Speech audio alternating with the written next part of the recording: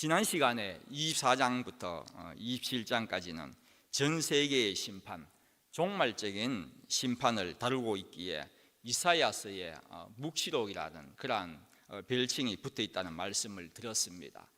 전 세계의 심판이 있은 후에 그렇다면 성경에는 그 다음 순서가 무엇이겠습니까?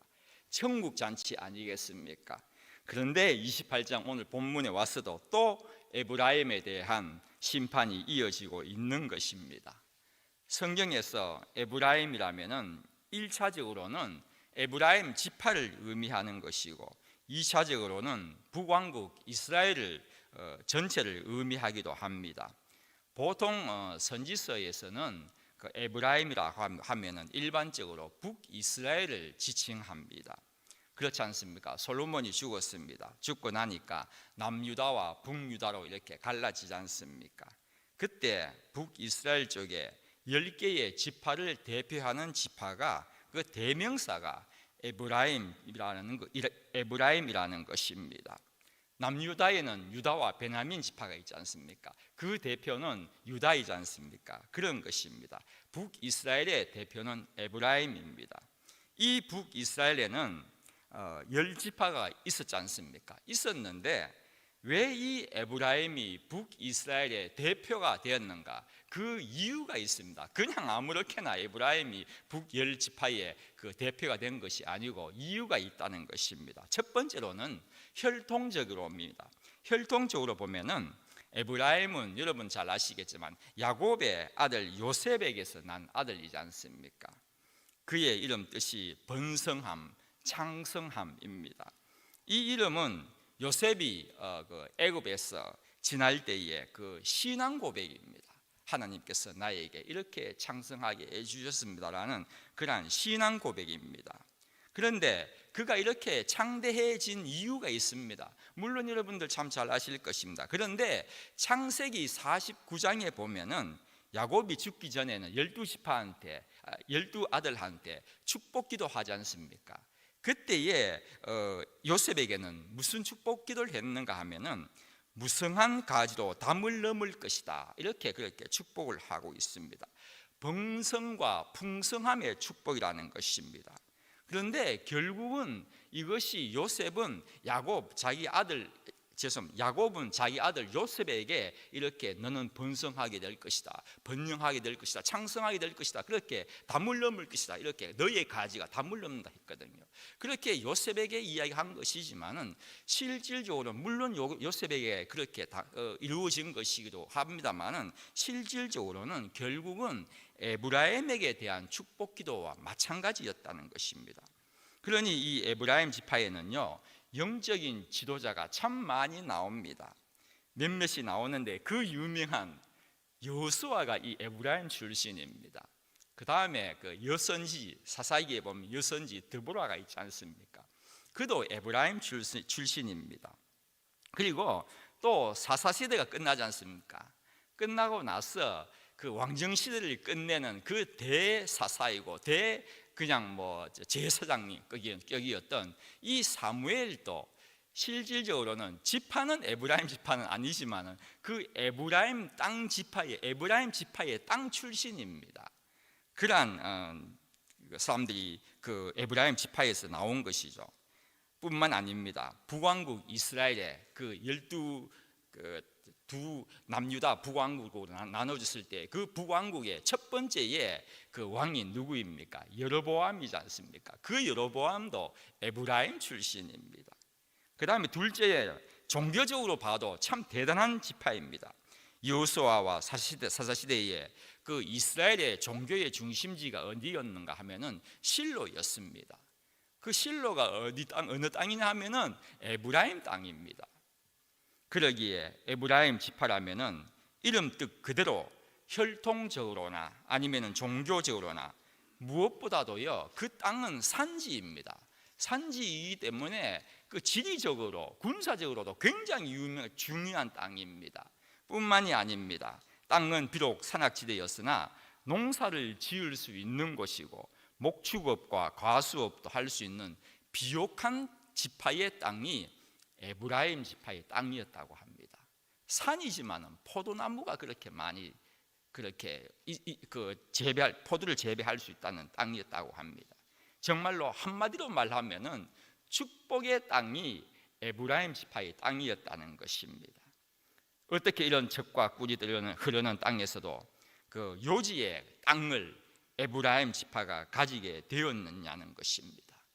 그 에브라임 지파들, 그 사람들이 잘 싸워가지고 빼앗은 땅입니까? 그것이 아니지 않습니까? 백성들이 가나안으로 들어가가지고는 땅을 제비 뽑지 않습니까? 제비 뽑아가지고 살도록 되어 있지 않습니까? 무슨 말입니까? 하나님께서 그들에게 다른 지파보다도 더 풍성한 축복의 땅을 주셨다는 것입니다. 이것이 야곱으로부터의 그 축복의 기도의 영향이라고 생각합니다. 하나님께서는 그렇게 하셨다는 것입니다. 제가 이렇게 장황하게 설명을 한 이유는 이 지파는 정말 복받은 지파라는 것입니다.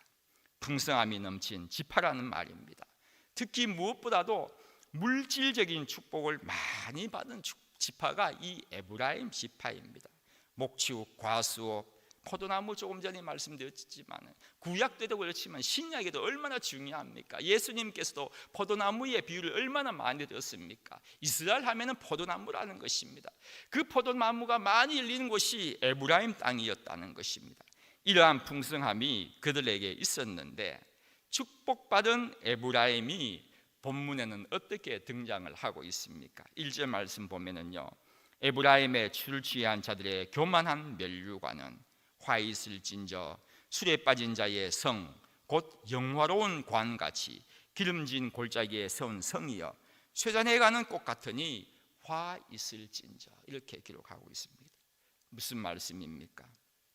물질의 축복을 어느 누구보다도 많이 받았지만 그렇게도 부유했던 그들에게 물질의 부유함이 오히려 자신의 향락과 타락하는 데에만 정신이 빠지게 사용되어졌다는 말씀입니다. 그로 인해 가지고 시들어지는 꽃과 같이 되었다는 것입니다. 화가 임한다는 것입니다. 여러분, 하나님께로 받은 축복을 자신만을 위하여서, 자신의 향락을 위하여서 사용하였다는 것입니다.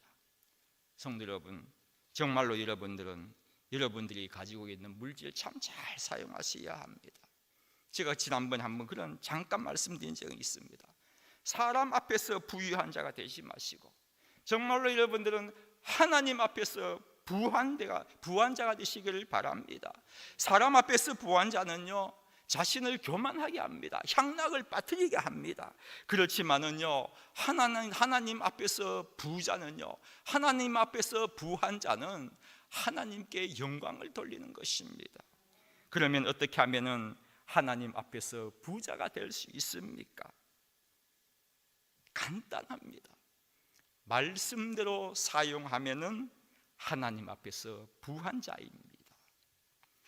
여러분, 저희들은 가지고 있는 이 물질, 그것은 물론 내 힘으로 번 재물이기도 합니다. 피땀 흘려서 번 물질이지 않습니까? 그러나 하나님이 주셨다는 자세, 이 믿음을 가지지 않으시면 절대로 안 됩니다. 여러분, 믿고 있을 겁니다. 하나님께서 주신 것이기 때문에 먼저 하나님을 위하여서 여러분 사용하셔야 합니다. 여러분, 믿고 있지 않습니까? 하나님을 위해서 먼저 사용하셔야 됩니다. 굉장히 중요합니다. 철칙입니다. 11조와 헌물입니다. 11조와 헌물.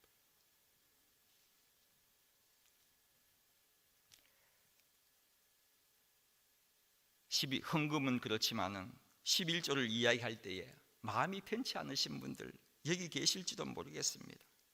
하나님, 내가 부족하여 11조를 드려야 하는데 드리지 못하였습니다. 용서해 주십시오라는 고백은요, 그래도 좀 낫습니다. 성도님들 가운데는요, 신약에는 11조가 어디 있느냐고 주장하는 사람들도 있습니다. 이게 문제입니다. 이게요. 없긴 왜 없습니까? 마태복음 23장은 읽어보십시오. 예수님의 입에서요, 11조라는 말을 사용하지 않으셨지만은 하신 구절이 있습니다. 그렇게 중요하다면은 왜 주님은 딱 그 한 군데에만 11조를 언급하셨겠습니까? 그 당시에는 당연히 11조를 했기 때문에 두 번 다시 언급할 필요가 없으시기 때문에 한 군데만 언급하신 겁니다. 주님도요, 신약에 없다? 아닙니다. 주님도 11조에서 23장 읽어보십시오. 마지막 부분에 언급하셨습니다. 여러분, 우리 교회의 성도님들은 11조를 몇 프로 하는 것 같습니까? 30% 하시는 것 같습니까? 60%, 70% 우리 성도님들 가운데서 11조 하시는 것 같습니까? 여러분, 이 가운데서 몇 프로가 11조를 하시는 것 같습니까? 100%입니다. 예? 100%라고요? 여러분, 꼭 기억하셔야 됩니다. 우리 가운데, 우리 성도님들 가운데 우리 교회는요 100% 11조 합니다. 어떤 사람은요 자진해서 하나님께 드리는 분도 계시고, 그 외의 모든 사람은 하나님께서 알아서 빼가십니다. 여러분, 이것을 믿으셔야 합니다. 11조요 안 하신 분 하나님께서 이자까지 빼가실지 모릅니다. 우리 생활은요 그렇게 여러분 쉽게 생각하셔야 되는 거 아닙니다.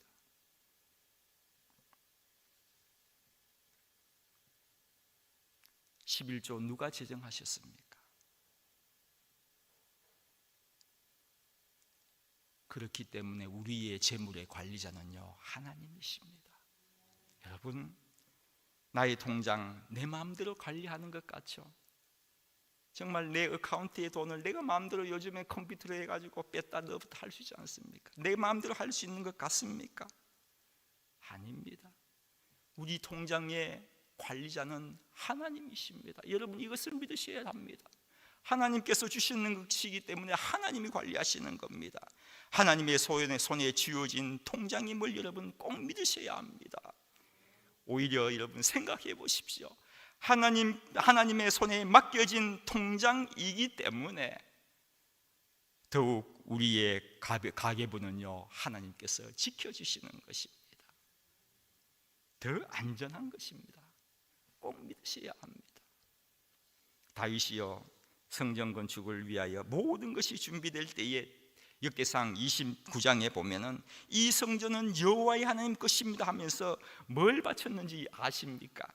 2절에는요 금과 은, 3절에는 금과 은, 4절에도 금과 은, 5절에도 금과 은, 그리고 한 절 띄어가지고 7절에도 금과 은, 구구절절 금과 은의 이야기를 합니다. 왜 이렇게 금금금 이야기를 하고 있는 것 같습니까?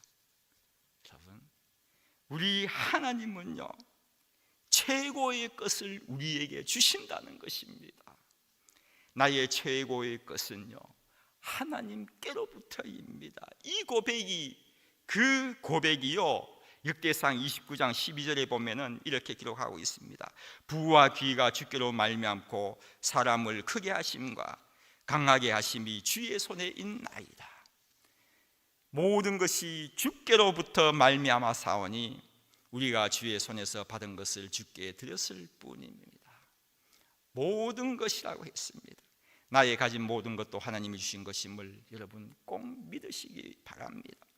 비록 사람이 땀 흘려가지고 만든 수확이지만, 밤잠 자지 않고 이룬 소득이지만, 온갖 험한 일들을 다 겪으면서 손에 쥔 결실일지라도, 그런데도 우리는 우리의 손에 있는 모든 것이 하나님께로 왔다는 것을 믿으셔야 합니다. 우리들이 드리는 모든 헌금과 헌물도요 주님의 손에서 받은 것이기에 주님께 돌려드려야 하는 것이 믿음의 행동입니다. 그런데 이 에브라임은요 하나님이 주신 축복을 엉뚱한데 수리나 마시고 타락하는 것에 사용했다는 것입니다. 그것이 화라고 하고 있는 것입니다. 그에 대한 심판을 2절부터 쭉 끝까지 기록하고 있습니다. 2절 보면은요 강하고 힘든 자가 밀관을 땅에 던지고, 3절에는 그 밀관이 땅에 밟히고, 4절에는 처음 익은 모아가 같으니라. 보는 자가 그것을 보고 얼른 따서 먹으리로다.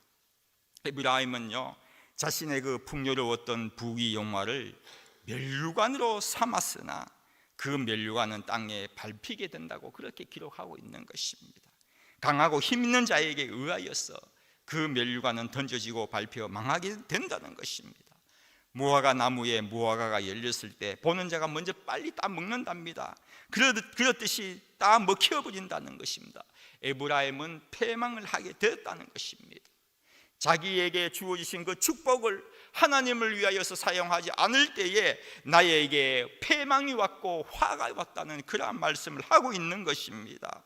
그렇습니다. 내가 누리고 있는 풍요와 화려함은요, 결코 나의 화관이 될 수가 없습니다. 멸관이 될 수가 없습니다. 내가 누리고 있는 이 물질 그 자체가 나의 멸관이 될 수가 없는 것입니다. 그러면 무엇이 우리의 진정한 멸관입니까? 그것이 5절 말씀입니다. 여호와께서 남은 자에게는 영화로운 멸관과 화관이 되셨다, 그렇게 기록하고 있습니다. 하나님께서 진정한 우리의 멸관이시다는 것입니다.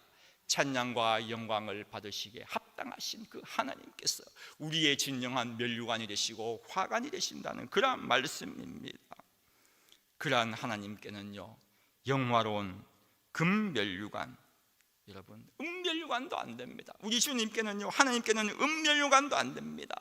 금멸류관을 쓰셔야 하실 그 하나님께서는 우리를 위하여 그냥 길거리에서 아무렇게나 구할 수도 있고, 가시라고는 전혀 찾아볼 수 없는 쓰잘데없는 가시로 만든 가시멸류관을 저희들을 위하여서 쓰셨다는 것을 여러분 잘 아실 것입니다. 금멸류관이냐 가시멸류관이냐, 저희들은 모두가 금멸류관을 선택할 것입니다. 그것도 번쩍번쩍 빛나는 순금의 멸류관을 선택할 것이지만은, 그러나 우리 주님은요, 우리를 위하여서 가시멸관을 선택하셨다는 것입니다. 가시멸관을 쓰신 주님, 저희들은요 살아가면서 늘 부귀영화를 추구하지만 주님은 그러한 우리를 살리기 위하여 십자가에서 저주를 받으셨다고 성경은 분명히 기록하고 있습니다. 영화로운 멸류관이냐 저주냐에서 우리 주님은 저주를 선택하셨다는 것입니다. 여러분 아십니까?